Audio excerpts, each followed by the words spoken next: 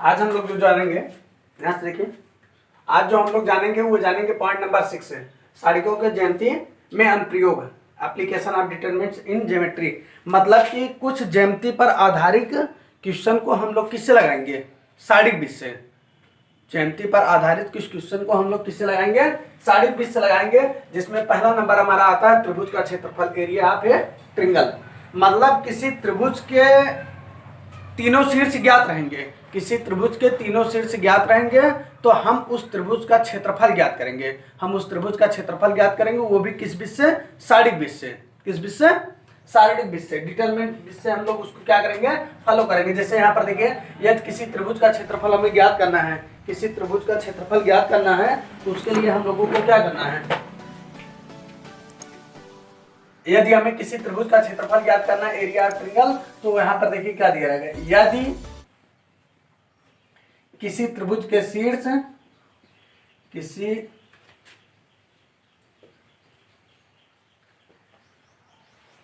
त्रिभुज के शीर्ष, किसी त्रिभुज के शीर्ष हमारा मान लीजिए ए दिया है x1, y1, बी दिया गया है x2, y2 और सी दिया गया है, और सी बिंदु दिया गया है x3, y3।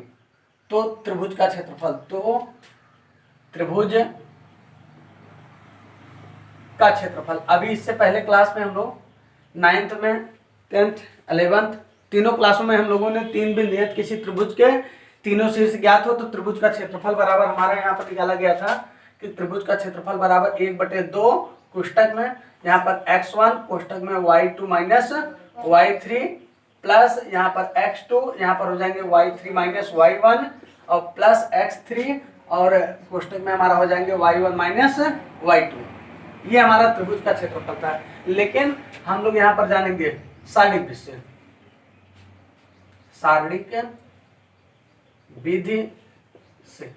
अगर इसी त्रिभुज का क्षेत्रफल हमें सारिक बीज से ज्ञात करना होगा तो फिर क्या करना होगा, हमें कुछ करना नहीं है, सिर्फ लिखेंगे सारिक का क्षेत्रफल बराबर, सारिक का क्षेत्रफल बराबर, सारिक का क्षेत्रफल बराबर, इसमें भी 1/2 था, हम इसमें भी 1/2 लिख देंगे, इसमें भी 1/2 लिख देंगे। इसके बाद यहाँ पर हम लोग सारिक का चिन्ह बना लेंगे इस तरीके से, और फिर जो तीनों बिंदु दिए गए उसको क्रम से हम लोग इस तरीके से लिख लेंगे, x1 y1, x2 y2, x3 y3। इतना लिखने के बाद फिर हम जो लास्ट में हमारा तीसरा कॉलम बच रहा है उसको 1 1 से लिख देंगे इस तरीके से। इस तरीके से इस बीच को हम क्या कर लेंगे, सारिक का क्षेत्रफल बराबर 1/2, तीनों बिंदुओं को हम लोग जो त्रिभुज का क्षेत्रफल दिए रहेगा x1 y1, x2 y2, x3 y3 1 1 1 करके लिख लेंगे। इसमें कुछ बातें ध्यान देनी होती है। जिससे पहला पॉइंट ये होता है कि यह हम लोग जानते हैं कि किसी त्रिभुज का क्षेत्रफल जो ज्ञात होता है, किसी त्रिभुज का जो क्षेत्रफल ज्ञात होता है, इसमें कुछ बातें ध्यान देनी पड़ती हैं। सारिक के त्रिभुज के क्षेत्रफल में कुछ बातें ध्यान देनी होती है। जो पहला पॉइंट ये होता है कि यदि किसी त्रिभुज का क्षेत्रफल ऋणात्मक में आए चाहे धनात्मक में आए, चाहे नेगेटिव में आए चाहे पॉजिटिव में आए, पर उसका मान हर समय किस में रखा जाता है, पॉजिटिव में ही रखा जाएगा। पहला पॉइंट ध्यान देना है। दूसरा बात जो इसमें ध्यान देनी है, दूसरा पॉइंट जो ध्यान देना है वो ये है कि त्रिभुज का क्षेत्रफल यदि ज्ञात हो, यदि त्रिभुज का क्षेत्रफल ज्ञात हो तो इस सारिक का मान हल करने के बाद चाहे उसका मान नेगेटिव में आए चाहे पॉजिटिव में आए, तो अगर नेगेटिव में आता है तो नेगेटिव में उसका मान रखेंगे, पॉजिटिव में आएगा तो पॉजिटिव में उसका मान रखेंगे। और तीसरा पॉइंट ये ध्यान देना है कि यदि इस त्रिभुज का क्षेत्रफल, अगर इस त्रिभुज के तीनों बिंदु क्या होते हैं, संरेख में होते हैं, अगर एक ही रेखा पर स्थित होते हैं तो इस त्रिभुज का क्षेत्रफल क्या आ जाएगा, 0 आ जाएंगे। इस त्रिभुज का क्षेत्रफल 0 आ जाएंगे। या तो हम लोग बता सकते हैं कि यदि इस त्रिभुज का क्षेत्रफल 0 आ जाएगा तो बताएंगे कि त्रिभुज के तीनों बिंदु क्या हैं, एक ही रेखा में स्थित है, संरेख बिंदु पर स्थित है। ओके, तो ये तीन बातें आपको ध्यान देनी है। तो हम लोगों को बहुत ज्यादा इसमें कुछ करना नहीं है। सारिक का क्षेत्रफल बराबर 1/2, तीनों बिंदुओं को रख के हल कर लेंगे। यहाँ पर जैसे ये देखिए, एक एग्जाम्पल लेते हैं। एग्जाम्पल लेते हैं कि त्रिभुज के शीर्ष, त्रिभुज के शीर्ष ए यहाँ पर दे दिया जाए 5 7, यहाँ पर दे दिया जाए b = 2 7। इसके बाद और सी यहाँ पर दे दिया जाए 3,5 का क्षेत्रफल शारीरिक विधि से ज्ञात कीजिए। शारीरिक विधि से ज्ञात कीजिए।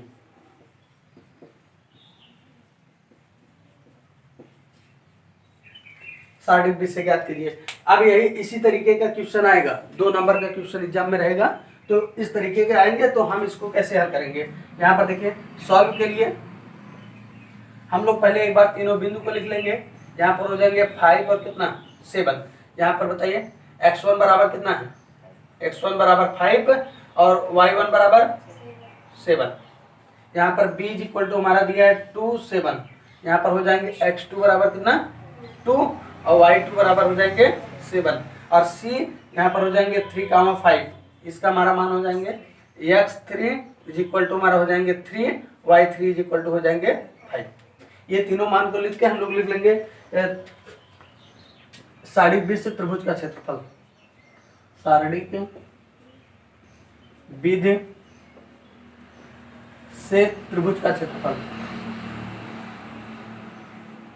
त्रिभुज का क्षेत्रफल, शारीरिक विधि से त्रिभुज का क्षेत्रफल बराबर हमारा होता है 1/2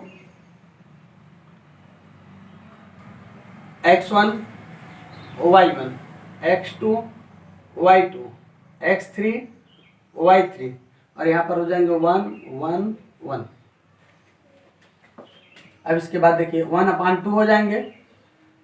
x1 का मान 5 2 और 3, यहाँ पर लिख लीजिए 5 2 3 और इसके बाद फिर क्या हो जाएंगे 7 7 और कितना 5 और नेक्स्ट में हमारा 1 1 हो जाएंगे।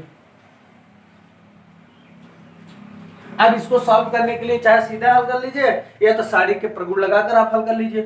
साड़ी के प्रगुण लगाने के लिए हम किसी दो को क्या कर देंगे 0 बना लेंगे, इसके बाद लास्ट में लेकर हल कर लेंगे। फिर साड़ी के प्रगुण लगाने की ज्यादा जरूरत हमारे हिसाब से जो लगता है वो जब चर पद दिए रहते हैं तो ज्यादा जरूरत हो जाती है, तो उससे लगाने से आसान होता है। जब अंकों में दिया रहता है तो जितने में हम लोग उसको प्रगुण लगाकर सॉल्व करेंगे उससे पहले क्या कर लेंगे हल कर लेंगे, हल करके उत्तर ला लेंगे। ठीक है, तो यहाँ पर देखिए इसको सॉल्व करने के लिए आप क्या करिए 1/2 लिख लीजिए, पुस्तक में ले लीजिए। यहाँ पर कितना आ जाएंगे 5, इसका मल्टीप्लाई इसमें हो जाएंगे तो 7, इसका मल्टीप्लाई इसमें हो जाएंगे तो 5 हो जाएंगे, फिर माइनस कितना 7। अब यहाँ पर देखिए 1 2 जा कितना हो जाएंगे 2 और 3 1 जा कितना हो जाएंगे 3 हो जाएंगे और फिर प्लस कितना आ जाएंगे 1। अब इसका देखिए 5 2 जा 10 और 3 7 जा 21। यहाँ पर देखिए 5 हो जाएंगे और इसको सब्ट्रैक्ट करेंगे तो कितना हो जाएंगे 2 हो जाएंगे, -7 हो जाएंगे, इसके कितना हो जाएंगे -1 हो जाएंगे, +1 हो जाएंगे, इसके कितना हो जाएंगे -11 हो जाएंगे। यहाँ पर देखिए 1/2, यहाँ पर 5 2 जा कितना हो जाएंगे 10, यहाँ पर माइनस और माइनस कितना हो जाएंगे प्लस और ये हो जाएंगे 7 1 जा 7 और ये हो जाएंगे -11।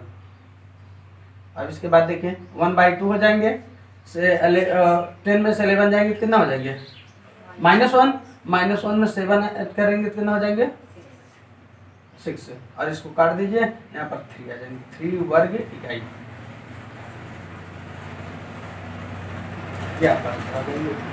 इस तरीके से किसी त्रिभुज का क्षेत्रफल ज्ञात, किसी त्रिभुज के तीनों सिरे ज्ञात रहेंगे तो हम इस सूत्र में ले आकर रख लेंगे, इस सूत्र में लाकर रख लेंगे। ऐसे बिंदु दिए रहेंगे उसको लाकर रख लेंगे।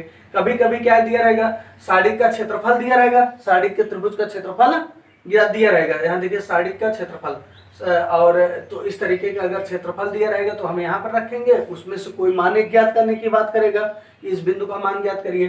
तो आप एक एग्जाम्पल ये क्वेश्चन नोट करिए, इसके बाद फिर अगला एग्जाम्पल समझाते हैं तो आपको समझ में आएगा। हमारा नेक्स्ट एग्जाम्पल आता है, यदि शीर्ष 2, 4, 3, -2 तथा के कितना है 5 है वाले त्रिभुज का क्षेत्रफल यदि 13 कितना हो 2 तो वर्ग 13/2 वर्ग इकाई है तो के का मान ज्ञात कीजिए, के का मान ज्ञात कीजिए। तो हम इसका के का मान किस तरीके से ज्ञात करेंगे इसको देखिए, यहाँ पर लिखेंगे त्रिभुज का क्षेत्रफल, त्रिभुज का क्षेत्रफल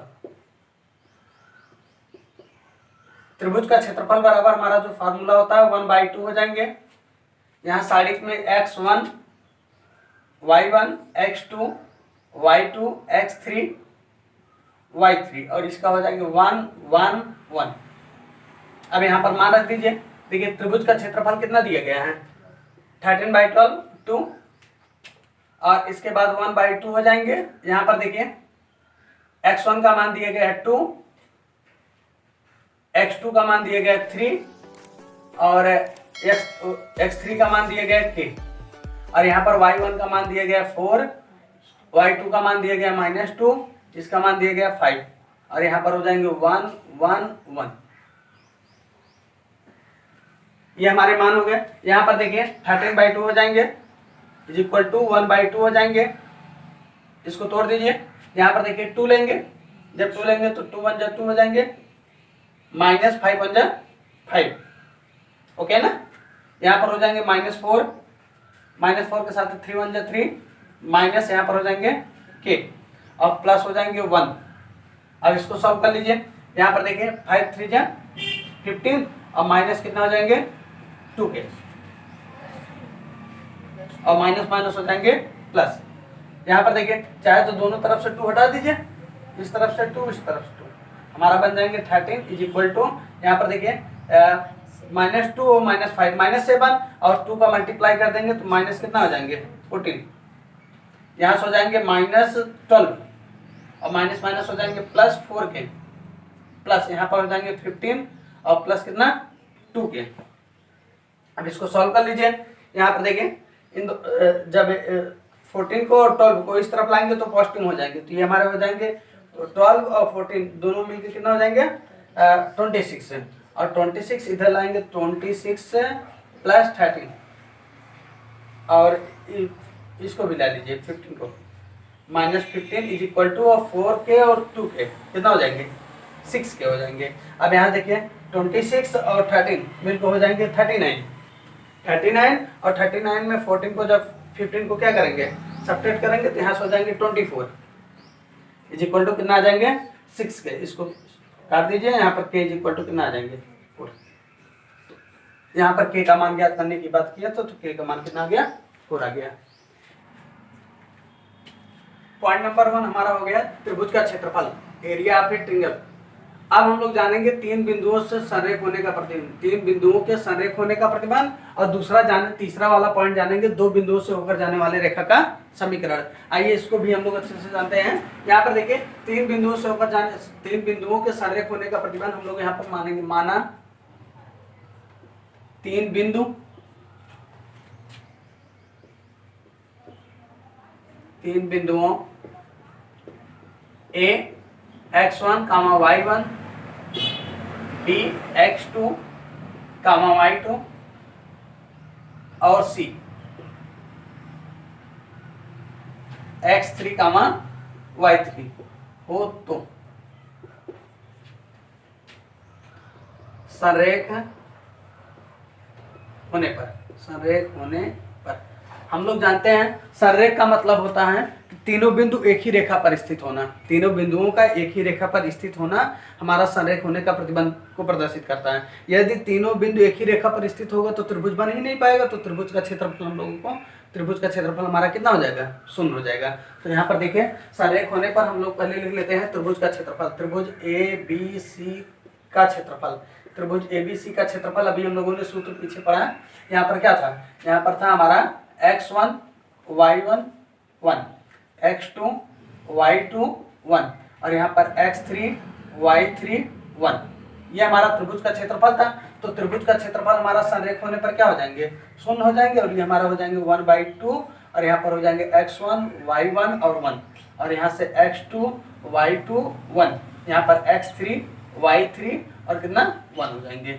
और फिर जब हम लोग इसको 2 का क्या कर देंगे मल्टीप्लाई कर देंगे तो ये हमारा हो जाएंगे x1 y1 1 और यहाँ से हो जाएंगे x2 y2 1 और ये हो जाएंगे x3 y3 और ये हो जाएंगे 1 और ये हमारा इज इक्वल टू कितना आ जाएंगे 0। हम लोग लिख देंगे संरेख के प्रतिबंध होने पर, संरेख होने पर, संरेख होने पर हम लोग इस फार्मूले का प्रयोग कर लेंगे। और अगला पॉइंट हमारा आता है कि दो बिंदुओं से होकर जाने वाले रेखा का समीकरण। दो बिंदुओं से होकर जाने वाले रेखा के समीकरण में हम लोग मान लेंगे माना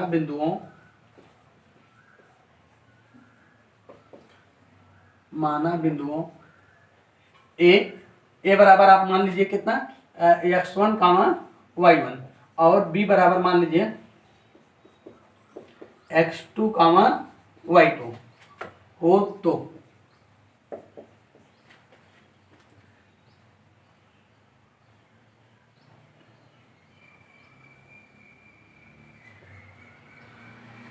माना P बिंदु x कामा y है जिसमें ए बी पी संरेख है तो जब ये तीनों बिंदु संरेख होंगे तो हम लोग संरेख होने का प्रतिबंध लगा देंगे। संरेख होने का प्रतिबंध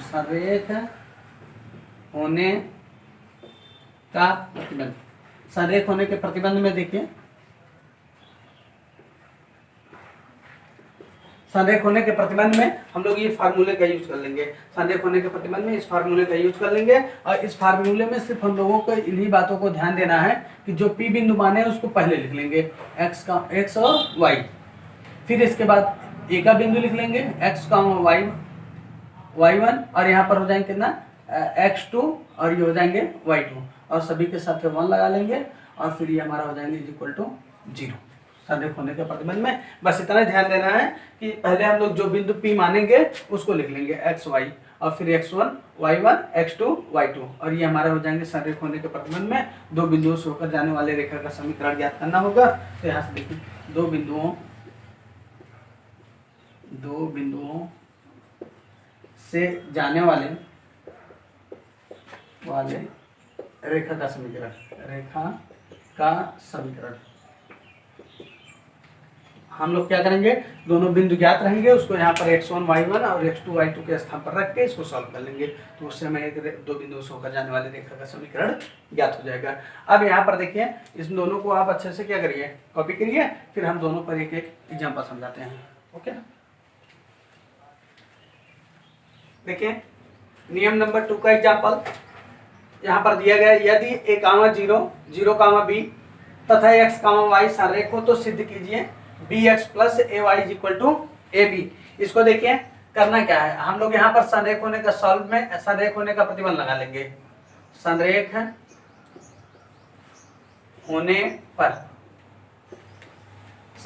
पर हमारा जो फार्मूला होता है वो हो जाएंगे कितना x1 y1 x2 y2 x3 y3 और यहाँ से हो जाएंगे 1 1 और कितना 1 और = कितना आ जाएंगे 0 हो जाएंगे। ये संरेख होने का प्रतिबंध होते हैं। और संरेख होने के प्रतिबंध में देखिए यहाँ पर हमारा कितना आ जाएंगे, x1 का मान कितना है, यहाँ पर हो जाएंगे a, x2 का मान हो जाएंगे 0 और इसका हो जाएंगे कितना x और फिर यहाँ देखिए x1 का मान कितना है, y1 का मान कितना है 0, इसका हो जाएंगे b और इसका कितना हो जाएंगे y और यहाँ पर हो जाएंगे 1 1 1 और = कितना आ जाएंगे 0 हो जाएंगे। अब इसी को लेकर सॉल्व कर लीजिए। बस यहाँ पर देखिए a लीजिए, जब a लेंगे तो हमारा हो जाएंगे b माइनस कितना y, यहाँ से हमारा हो जाएंगे b माइनस y, 0 लेंगे -0 लेंगे तो ये हमारा हो जाएंगे 0 माइनस x और फिर 1 लेंगे +1 और जब 1 लेंगे तो हमारा कितना हो जाएंगे 0 माइनस bx और = कितना आ जाएंगे 0 आ जाएंगे। इसका मल्टीप्लाई कर दीजिए, यहाँ से हो जाएंगे ab माइनस ay, इसका 0 हो जाएंगे माइनस कितना bx = कितना आ जाएंगे 0। अब इन दोनों को उस तरफ पक्षांतर कर दीजिए तो हमारा आ जाएंगे कितना bx + ay = कितना ab हो जाएंगे। ये हमारा हो जाएंगे सॉल्व। ठीक है, bx + ay बराबर इतना डालो था। ये हमारे होते हैं संरेख होने का प्रतिबंध। और सेकंड पॉइंट नंबर 3 का, दो बिंदुओं से ऊपर जाने वाले रेखा का समीकरण हमारा हो जाएंगे समीकरणों का प्रयोग करके 1, 2 और 3, 6 को मिलाने वाले रेखा का समीकरण ज्ञात कीजिए। तो इसके लिए हमारा क्या हो जाएंगे, सॉल्व में दो बिंदुओं से होकर जाने वाले रेखा का समीकरण, दो बिंदुओं से होकर जाने वाले रेखा का समीकरण, दो बिंदुओं से होकर जाने वाली रेखा का समीकरण हमारा हो जाएंगे यहाँ से